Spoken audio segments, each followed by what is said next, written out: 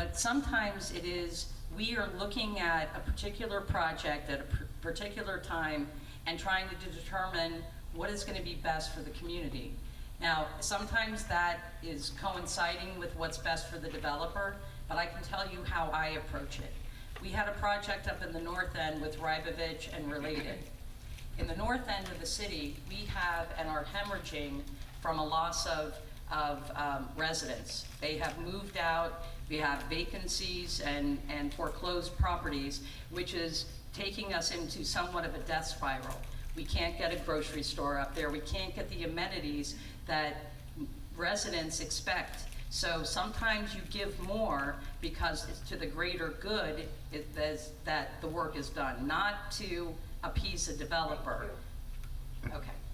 And I'll talk to you more about that later if you'd like. Okay. Okay. Any other questions? I have a question. Sure. I have a question about mismanagement of monies, digital domain,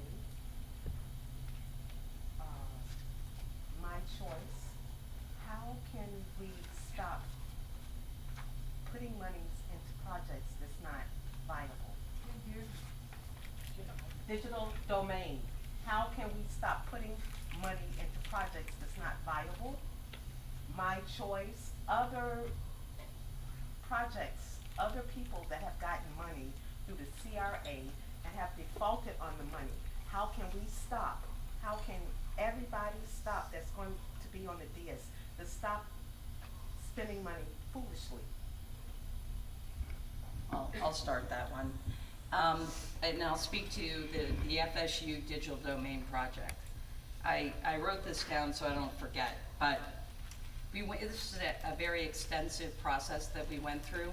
That project was endorsed by the Palm Beach Post, the governor, the legislature, Florida State University, their president and their board of trustees, the Chamber of Commerce, the Cultural Council, the school board, and 100% of the city commission, including Mayor Muoio.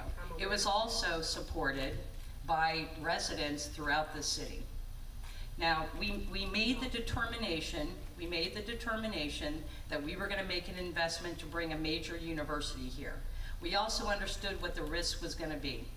What we did is we built in, to the best of our ability, all of the safeguards to be able to protect the city, and in the end, we did protect the city. We didn't lose the land, and through no fault of the city, it wasn't the mayor's fault, it wasn't anybody in the city, one of the wheels came off. And that is, it's a heartbreak. I know it's a heartbreak for this community. I expected it to be spectacular. How can we recoup our money? $2 million. How can we recoup it? Well, Can I'll we tell get you, the money? I'll tell you Okay, you later. know what? If there are no more questions, then I will let you come. No, I'll come back to you. Would you like to? So the question is about spending money and being cognizant of how we spend our money. You know, there's always going to be times when you take a risk on some things that don't turn out well. The digital domain thing did not turn out well. Fortunately, we had a reverter clause built in that we were able to get the land back. My team, me, we fought hard to get that land back, and we were able to. We have checks and balances in our city that we make sure that we spend our money wisely. When we don't, we make changes. I have a whole new administrative team around me because we needed to make some changes. So since I became mayor in 2011, we've got a brand new team. I want to say to you that the questions you need to be asking, including that, is also what kind of results have happened? What has taken place? And think about the things that we've accomplished. Think about how we manage in times of crisis, in times of difficulty. And I have a proven track record of being able to manage difficult situations. Thank you. Anybody else? Go ahead. I'd like to know what you both of you feel could be done to help spur retail growth on Clematis Street as opposed to more bars and restaurants? Yeah, that's a great question, and something we talk about a lot in City Hall. Retail is a very changing industry right now. I don't know about you, but I buy a lot of stuff online. So bricks and mortar stores have to be really, really unique. One of the reasons that the outlet center is so successful is because it's unique. You know, you get over there, you can buy some cool clothes for cheaper than you would in a store. What we need on Clematis Street are unique stores. If we could get an Apple store on Clematis Street, that would bring people to our downtown. We need stores that you don't find anyplace else to complement what's going on. We also need people in our downtown and shops and stores that serve the people who live there. So the more residents that come to our downtown, the more of those shops and stores you'll see. But also keep in mind, over the last year, we've had the last 2 years, we've had 75 new businesses coming in downtown. They come, they go, they come, but we've had a net of 75. So there are some new businesses there. Retail, it will always be a challenge because we have to find just the right retail. I take a little bit of a different approach at that answer. Retail, well, first we have a lot of things going on in the downtown. We have restaurants, we have nightclubs, we have, like my husband is a sole practitioner attorney, he's got his office in the Harvey building, and we have commercial space and retail. How do you work harmoniously? Well, something that everybody needs and everybody agrees with is safe and clean. Part of the problem that, as I've seen over the last few years, is our downtown is not clean enough. Our alleyways are atrocious. We have rodents that are running and scurrying and climbing on customers. So that's not good, okay? Not good. I get the pictures. They're fun. We also have, and it is becoming an escalating problem in our downtown, of panhandlers. They're becoming more aggressive and harder to deal with. And this administration, unfortunately, is taking a more passive role in that. We have to be able to support our retailers who are trying to earn a living and find that way and that balance. But I can tell you this, and what's really exciting about what's going on right now is All Aboard Florida. By the end of next year, we are going to have high-speed rail with passengers that are going to land in West Palm, and they're going to be looking for unique things. And she's right, the mayor's right about unique, but they're going to be looking for all kinds of things when they get off. They're excited to learn about a new city, and retail is going to be something they're going to look for. Those aren't people that are going to wait to go home and shop online. They will be coming to dine and shop and explore in our downtown. Well, I'm excited about All Aboard Florida too, because I think it will change the face of our city. But, you know, Commissioner Mitchell is mistaken. She rarely goes to downtown herself, so I don't know how she would know what was going on there. But we have some wonderful things. It is clean. It is safe. We have seen an increase in homeless, but let me tell you what we're doing about it. Our Vicar's House is there every week, engaging the homeless people, signing them up for our program called Homeward Bound. So if the homeless person wants to go home, we will pay for their ticket to go home, we'll put them on a bus, we'll clean them up, and we'll send them back to their family in another city. We're working on that every week. We're also in the process of, we work closely with the Homeless Resource Center and the Lord's Place. We engage, we call the homeless outreach team that comes and engages the homeless, gets them into a treatment place. We're also working with our housing and community development to look at something called Housing First, which is a highly successful, scientifically studied approach to ending homelessness, and we're going to be implementing that in our city. No, No, go ahead. But then I'll get to rebut again. Oh, no, that's gonna be too much.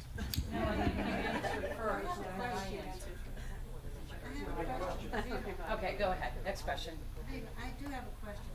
Do we have a homeless shelter? Yes, we have several. We have, Where are we have the Homeless Resource Center on 45th Street. It's called the Lewis Center. We have the Lord's Place where, That's the families. Do we have- well, no, they have places for single men and single women and families, all of them. So we have several, and now we're looking at apartments to house homeless people as well. Well, I certainly hope that, a program gets in order, because I've never seen so many homeless people sleeping in their cardboard boxes along Palm Beach Lakes Boulevard and all the other areas of this town.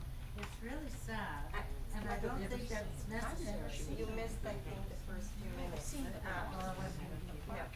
The 1 minute for questions and possible to keep it to a question rather than an editorial, would be appreciated. But I do hope we get one at any rate. Yeah, it's a question.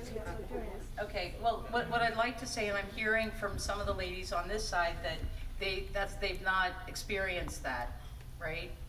Well, I was at a meeting last week or the week before with 40 businesses, different types of businesses in the downtown. And if you're downtown, you will see on a daily basis just how bad it is becoming.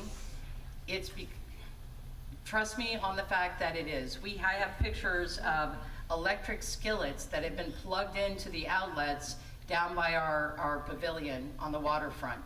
There are turf battles going on with homeless that go on right next to Bradley's every single night.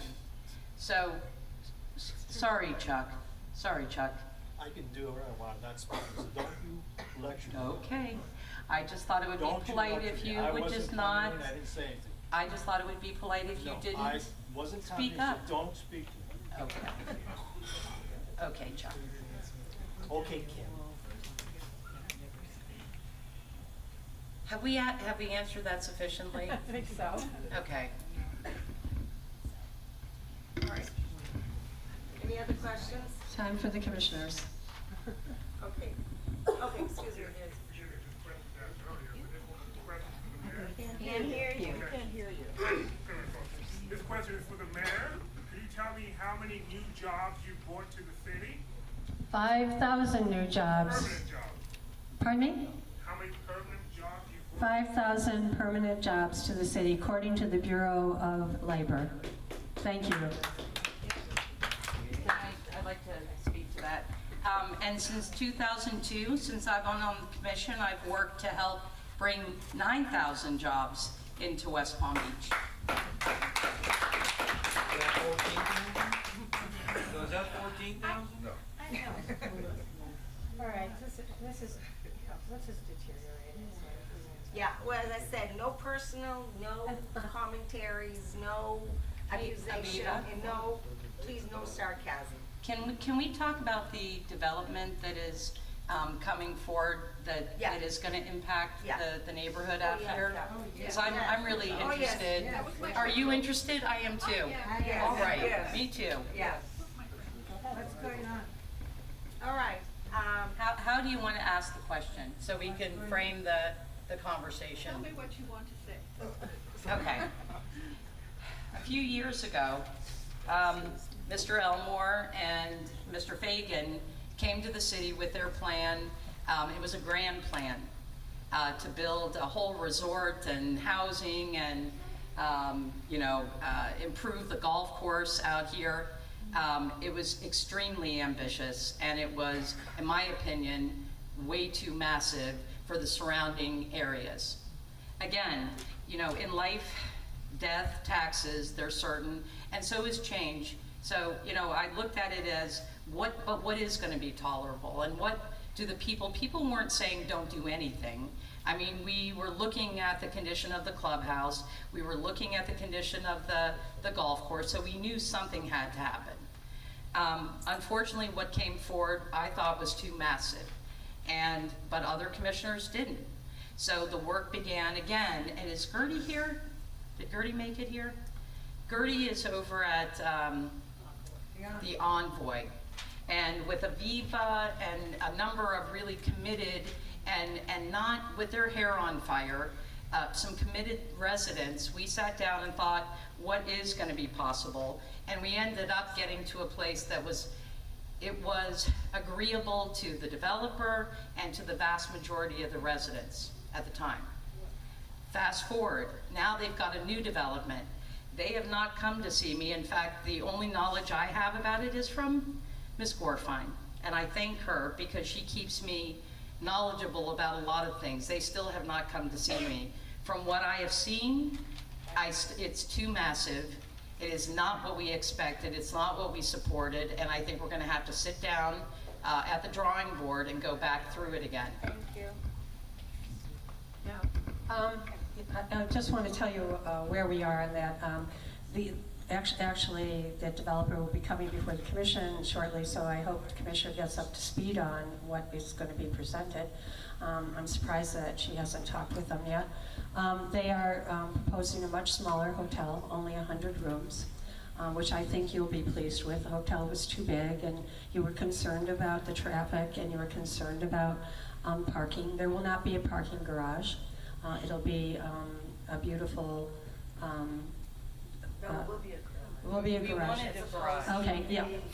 It will be, but the development itself is much smaller than it was. The houses are down to 92 on the Gulf area, and as Commissioner Mitchell said, there were issues here with keeping this golf course alive and keeping this community alive because there was no required membership into the golf club. And as a result, they were facing bankruptcy, and something had to happen with the land. I think the development is a good one.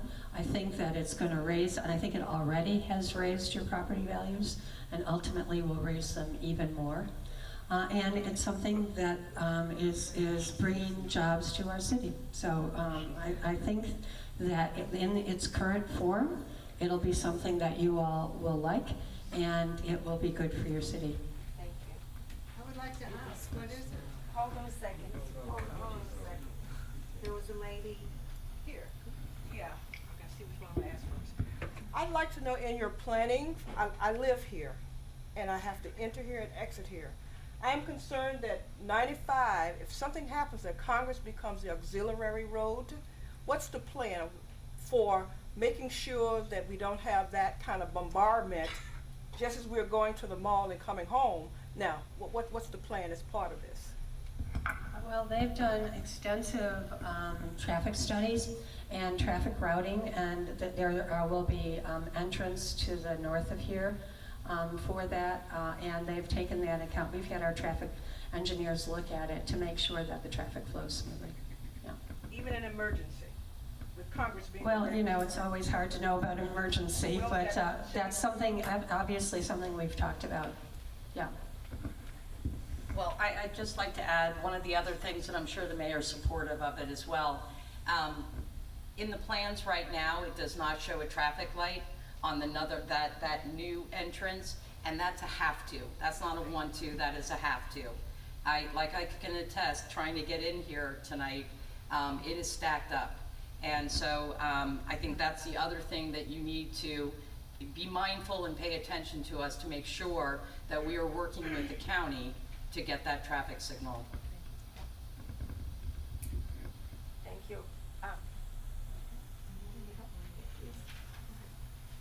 On that specific subject, if you read the entire plan of the developer, it states that there will be a traffic study started 2 years after the last certificate of occupancy has been issued, and then it will take 2 years to do a traffic study to even determine if there should be a need for a traffic light. So that the earliest you can talk about would be 4 years. In addition to what this lady was talking about exiting, is the project has an exit only north. There is no exit to the south. I would like to know how people going out are planning on going north, making the U-turn, going up to 45th Street. That hasn't been worked out, and it really needs to be. Absolutely. And you know what, I will promise you tonight that we will do a traffic study of our own before that 4 years. We will get that done before. And you know, the developer might do it in 4 years, we'll do it now. That's a county road. Yeah, we can do a traffic study, we'll get that done.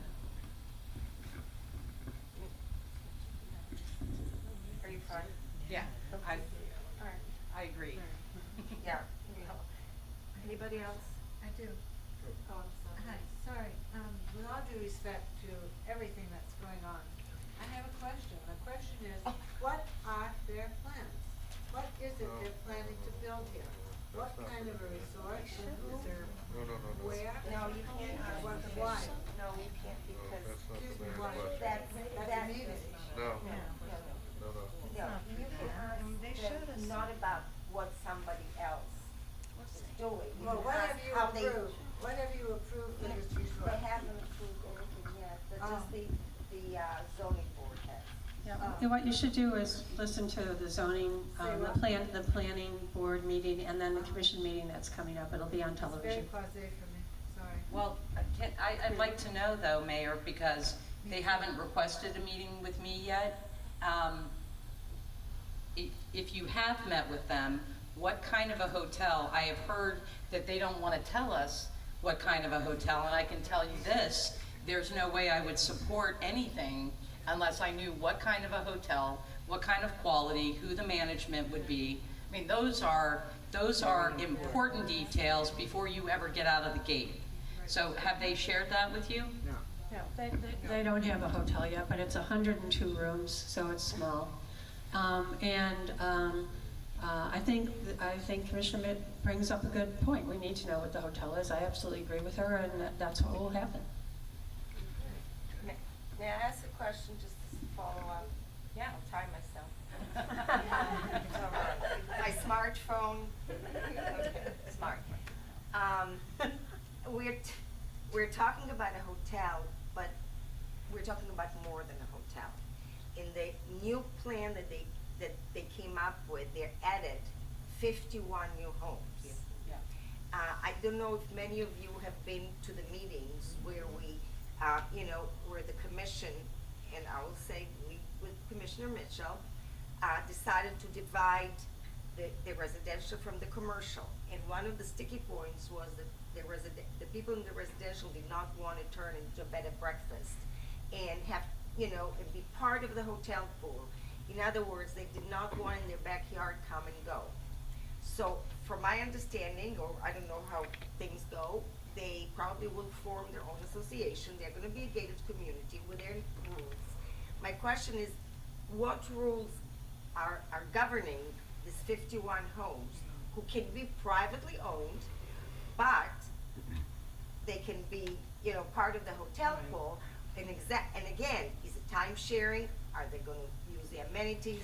And how do we get protected of people not coming in and out into our backyard if there's gonna be a limit to that I don't know, and then I'm referring to Those are all great questions that we need to get answered, absolutely.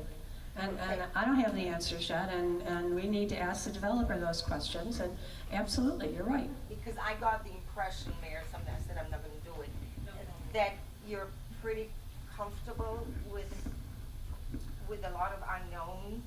No, I'm not comfortable with unknowns. I think No, yeah. I think this is a good project. Okay. I think that we have to answer those questions before we move forward. Nobody has moved forward with this. It still has to come before the commission. And when it comes before the commission, those are the questions we will ask and make sure we get answers to. I as mayor, don't vote on the commission. But those are questions that I can ask, those are questions that I'm sure the commissioners will ask. Make sure we get the answers that we need to move forward. So thank you for supplying those. Thank you. Well, I want to comment on what I think the role of the mayor is. And while she's not a member of the commission, she is the leader of the administration. The planning director, the city attorney, the finance director, they all work for her. When a project comes forward, it is that team's job to start looking all together, not separate from the mayor, but with the mayor to say, does this fit? Is this something that's going to be good for the community? If so, why? If not, why? Before it ever comes to the commission. You do not want a city where you have the tail wagging the dog. Staff does not drive the policy in this city. The CEO is supposed to do that, and the policymakers, the legislature, is supposed to do that. So what has happened, and it continues to happen with development, is that staff is getting a lot of these things wrong, and we are having to go back and fix them because they are wrong. So the person who sits as the mayor has to be the leadership that guides that in the right legal direction.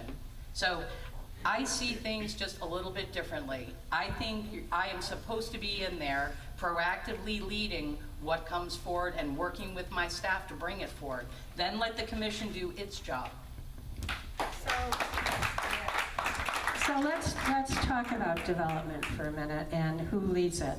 First of all, Commissioner couldn't be farther any more wrong.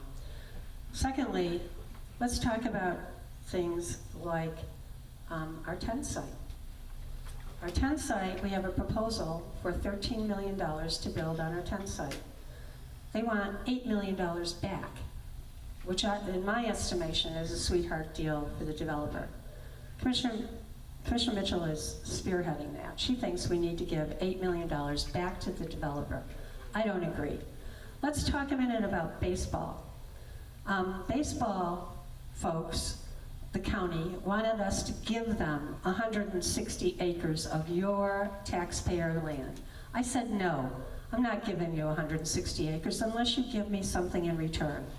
They said no and walked away. Well, we found another developer that was interested in this. We proceeded with talking with them, and all of a sudden the county came back and said, oh, well, we'll swap land. Because of my strength and my determination, we are able to have baseball now, and we are able to have 2 acres in our downtown that we didn't have before. Let's talk about the Convention Center Hotel. Convention Center Hotel, they tried to give to us through the county without paying any taxes. They weren't going to pay any ad valorem taxes. I said, no, absolutely not. You need to pay ad valorem taxes. So now they pay a payment in lieu of taxes. They're paying us taxes. And I can go on and on and on. Ladies and gentlemen, as I said earlier in my opening statement, you need to look for results.